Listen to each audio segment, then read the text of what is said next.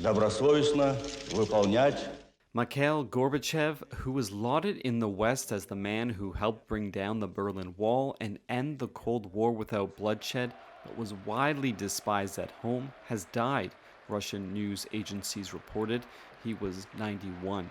After decades of Cold War tension and confrontation, Gorbachev, the last Soviet president with a distinctive port wine birthmark on his head, broke with the past. He helped to remove the Iron Curtain that had divided Europe and bring about the reunification of Germany. He struck nuclear arms deals with the United States and brought the Soviet Union closer to the West than at any point since World War II. Gorbachev struck up a rapport with the West and with Ronald Reagan, the hawkish US president who had called the Soviet Union the evil empire. Together, they negotiated a landmark deal in 1987 to scrap intermediate-range nuclear missiles. Gorbachev, though, was not able to prevent the Soviet Union's collapse.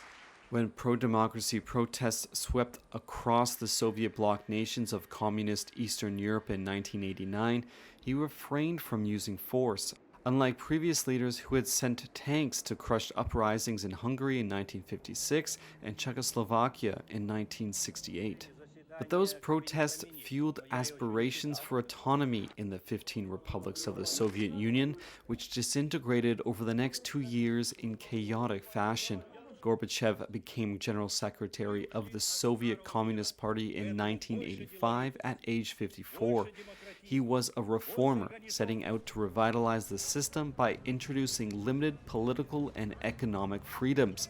His policy of glasnost, or free speech, allowed previously unthinkable criticism of the party and the state, but also emboldened nationalists who began to press for independence in the Baltic republics of Latvia, Lithuania, Estonia, and elsewhere.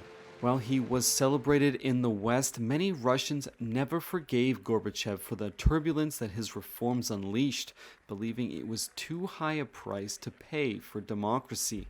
And in the final months of his life, Gorbachev has seen much of his legacy destroyed as President Vladimir Putin's invasion of Ukraine has brought sanctions on Moscow and talks in both Russia and the West of a new Cold War. As one Kremlin watcher told Reuters, it's one of the ultimate tragedies that none of the values that Gorbachev ultimately came to embrace have been preserved by the leaders of Russia today.